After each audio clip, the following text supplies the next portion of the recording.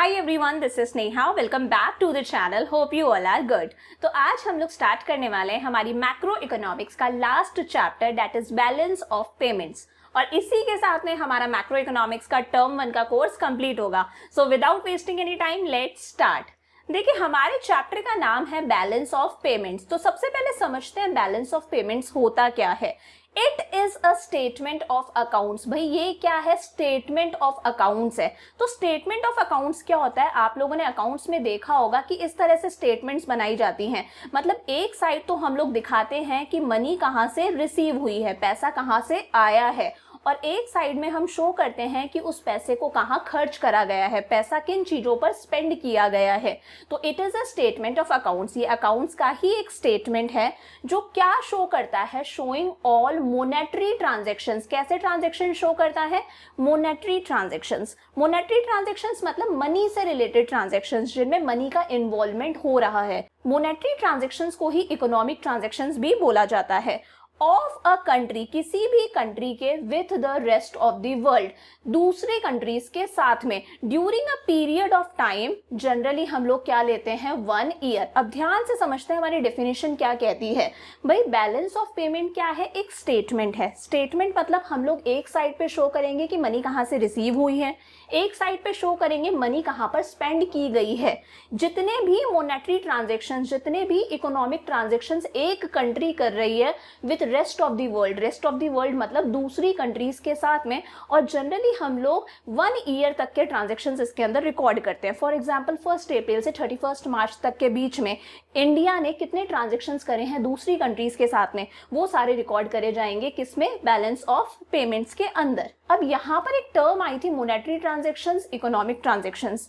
तो भाई economic transactions क्या होते हैं? Transactions which involve transfer of ownership. भाई ट्रांसफर ऑफ ओनरशिप का मतलब क्या है? पहले कोई चीज राम की थी, राम ने ये चीज बेच दी किसको? शाम को। किसको बेच दी? शाम को। अब ये चीज किसकी हो गई? शाम की हो गई। तो यहाँ पर ओनरशिप ट्रांसफर हो रही है कि पहले चीज राम की थी, अब शाम की हो गई है। तो चाहे गुड्स की ओनरशिप ट्रांसफर हो, सर्विस की हो, मनी की हो, असेट्स की हो, प्लांट्स मशीनरीज वगैरह की, इस तरह के ट्रांजेक्शंस में क्या होती है? मनी की इन्वॉल्वमेंट होती है। भाई एक चीज किसी और की हो रही है तो बंदा पैसा देगा या नहीं देगा? तो यहाँ पर ओनरशिप का ट्रांसफर होता है। इस तरह के ट्रांजेक्शंस को मोनेटरी ट्रांजेक्शंस या इकोनॉमिक ट्रांजेक्शंस बोलते हैं।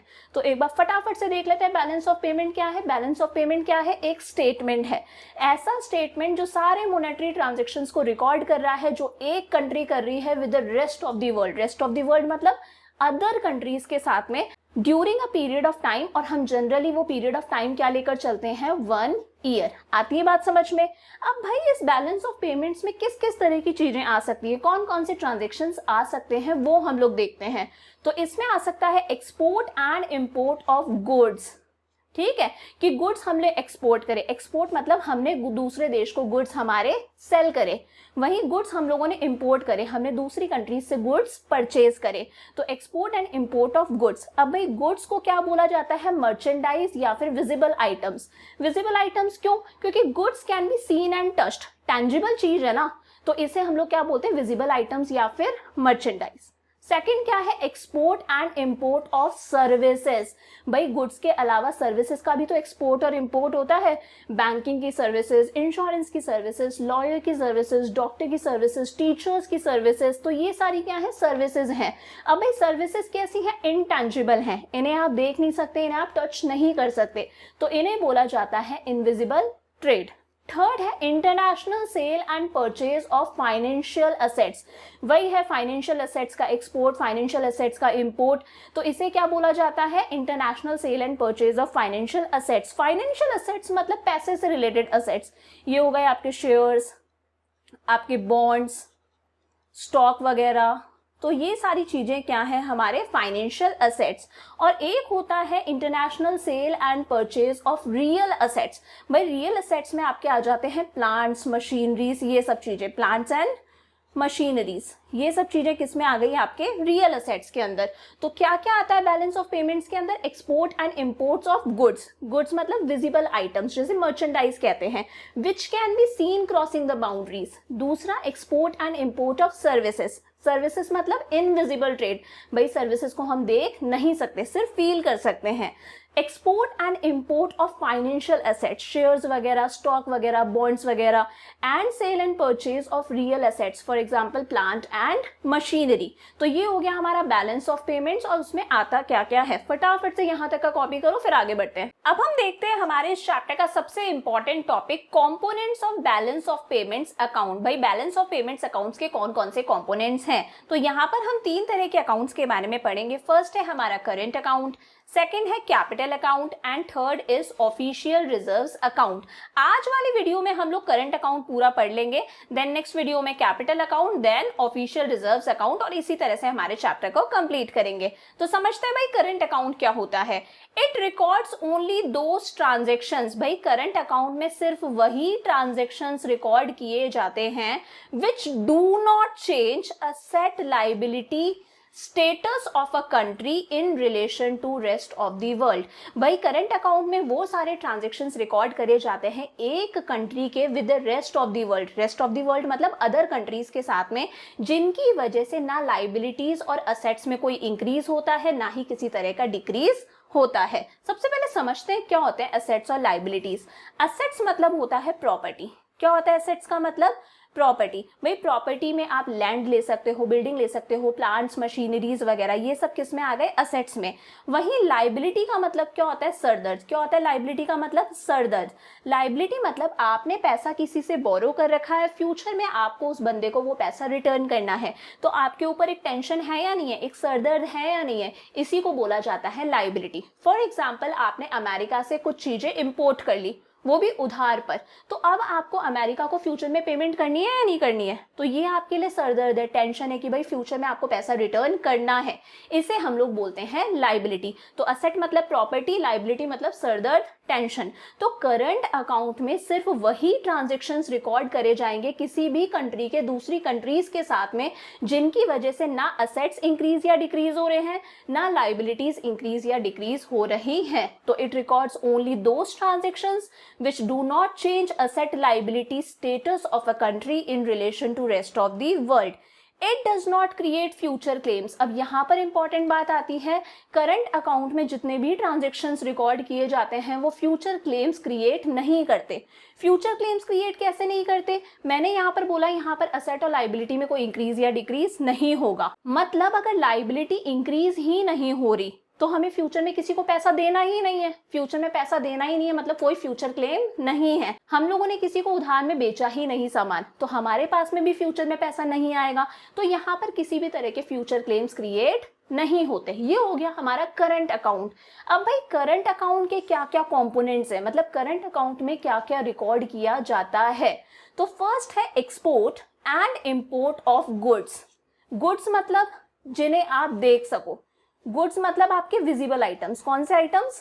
विजिबल आइटम्स, जिन्हें आप टच कर सको, देख सको, टेंजिबल आइटम्स। तो यहाँ पर export and import of goods record किया जाता है। अगर आप किसी कंट्री को गुड्स बेच रहे हो, किसी कंट्री से गुड्स खरीद रहे हो, export and import of goods, जिसे विजिबल आइटम्स या फिर मर्चेंडाइज भी बोला जाता है।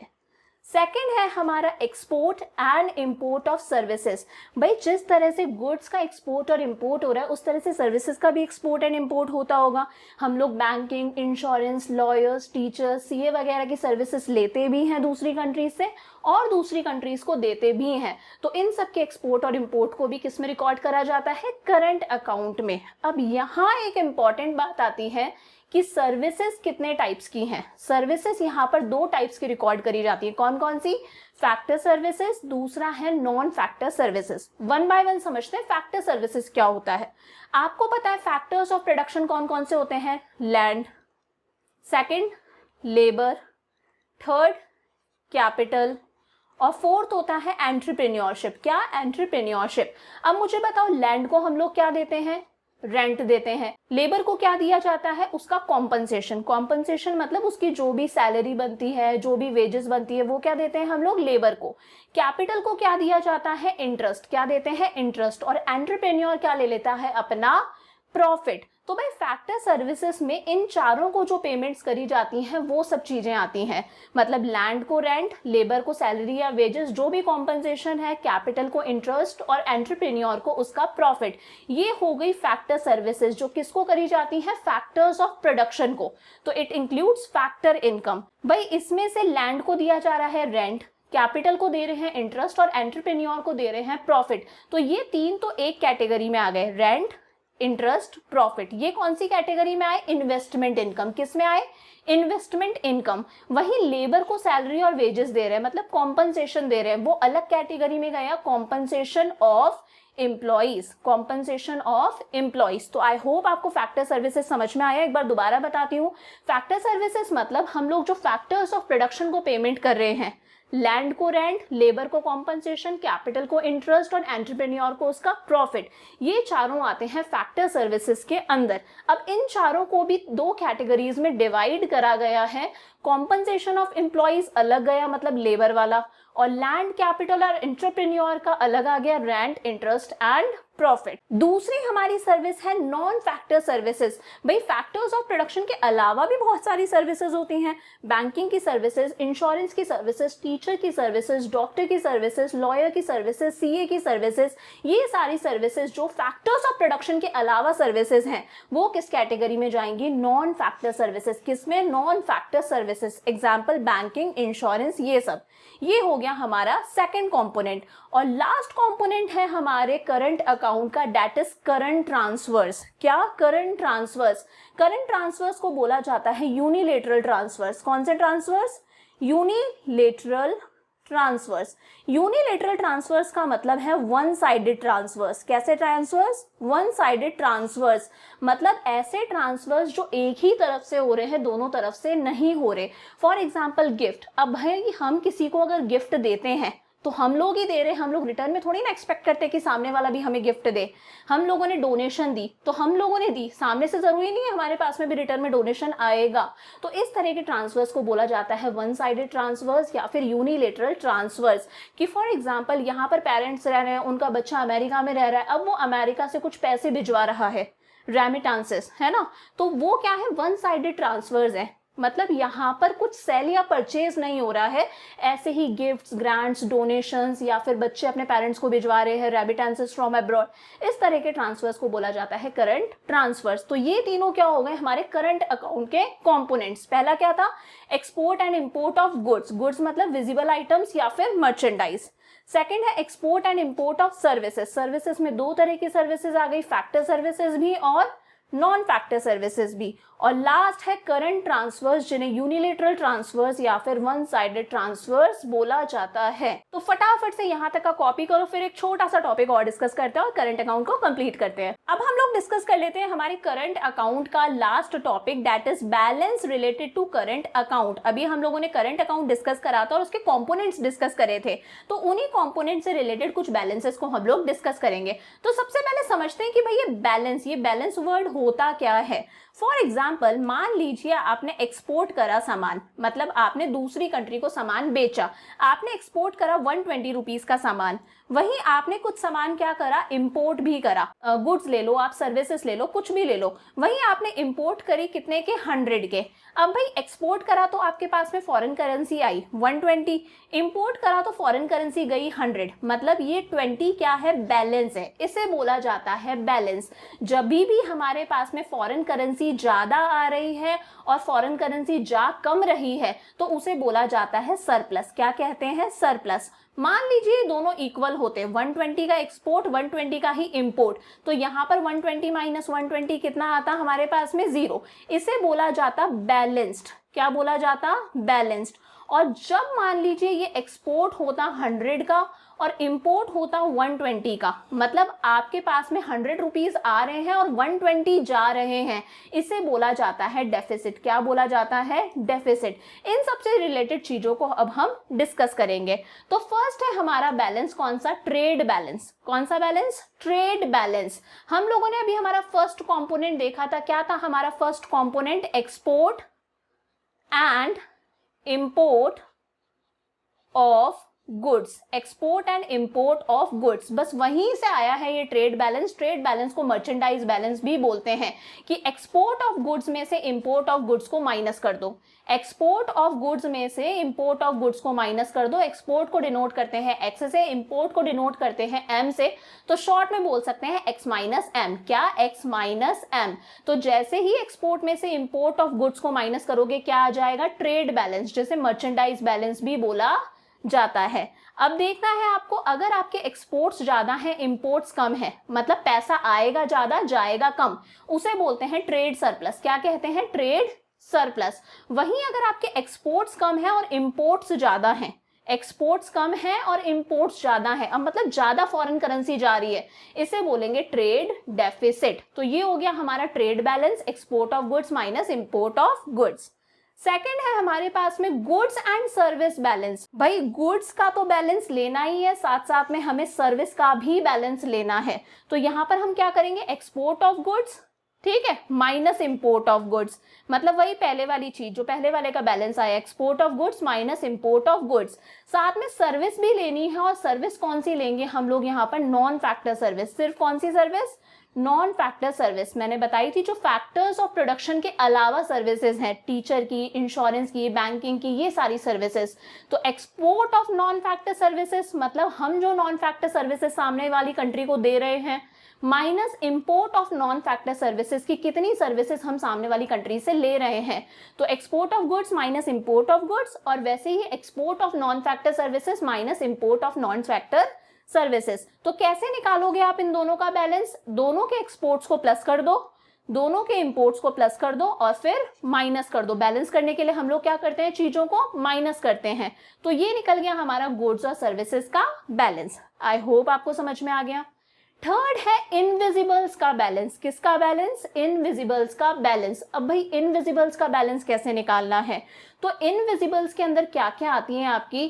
फैक्टर सर्विसेज, क्या? Factor services plus non factor services, क्योंकि सर्विसेज को हम लोग बाउंड्रीज क्रॉस करते हुए नहीं देख सकते, प्लस इसके साथ में ही हम लोग करंट ट्रांसफर्स भी ले लेते हैं। क्या ले लेते हैं? करंट ट्रांसफर्स भी ले लेते हैं। तो इनविजिबल्स में तीन चीजें आ गई, factor services, non factor services और करंट ट्रांसफर्स। तो export of non factor services minus import of non factor services, export of factor services minus import of factor services, और लास्ट है करंट ट्रांसफर्स फ्रॉम अब्रॉड, मतलब foreign से कितने gifts, grants और donations आए, minus current transfers to abroad की हम लोगों ने कितने फॉरेन कंट्रीज को गिफ्ट्स, ग्रांट्स और डोनेशंस दिए। मतलब इधर तो हम दिखा रहे हैं जहां से पैसा आ रहा है, इधर हम दिखा रहे हैं जहां पर पैसा हमारा जा रहा है। तो तीनों को प्लस कर दो, export of non factor services, export of factor services plus current transfers from abroad, और उसमें से माइनस कर दो import of non factor services, import of factor services plus current transfers to abroad.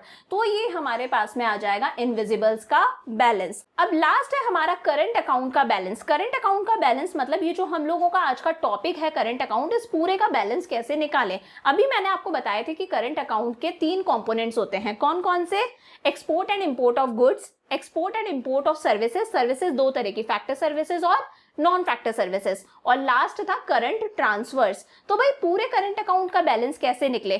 तो ट्रेड बैलेंस ले लो। Trade balance मतलब ये जो हमारा फर्स्ट वाला आया था, कैसे आया था? Export of goods minus import of goods, तो इसमें हमारा फर्स्ट कंपोनेंट कवर हो गया था। प्लस इनविजिबल्स का भी बैलेंस ले लो। बैलेंस मतलब ये जो सब्ट्रैक्ट करके आंसर्स आ रहे हैं वो, ठीक है। तो इनविजिबल्स के बैलेंस में अपने आप देखो नॉन फैक्टर सर्विसेज का बैलेंस भी आ गया, फैक्टर सर्विसेज का भी बैलेंस आ गया, मतलब सर्विसेज मतलब सेकंड वाला हमारा कंपोनेंट कंप्लीट हो गया, प्लस थर्ड करंट ट्रांसफर्स वाला बैलेंस भी आ गया, मतलब थर्ड कंपोनेंट भी कंप्लीट हो गया। तो जब हम ट्रेड बैलेंस और इनविजिबल्स का बैलेंस मतलब फर्स्ट वाले का बैलेंस, फर्स्ट वाले का जो आंसर आया, फर्स्ट वाले का सब्ट्रैक्ट करके जो आंसर आया, उसमें थर्ड वाले के आंसर को जब हम प्लस कर देंगे, ट्रेड बैलेंस और इनविजिबल बैलेंस को जब प्लस कर देंगे तो हमें मिलेगा करंट अकाउंट का बैलेंस। आती है बातें समझ में? एक बार फटाफट से रिवाइज कर लेते हैं कि हमारे करंट अकाउंट के कंपोनेंट्स कौन कौन से थे। कौन कौन से कंपोनेंट्स थे हमारे करंट अकाउंट के? Export and import of goods, second export and import of services, कौन कौन सी सर्विसेज? फैक्टर सर्विसेज भी और नॉन फैक्टर सर्विसेज भी, और लास्ट था करंट ट्रांसफर्स। अब भाई हम लोगों ने कुछ बैलेंसेस निकाले, तो फर्स्ट बैलेंस है ट्रेड बैलेंस, मतलब फर्स्ट वाला कंपोनेंट आ गया, माइनस कर दो बैलेंस निकल जाएगा।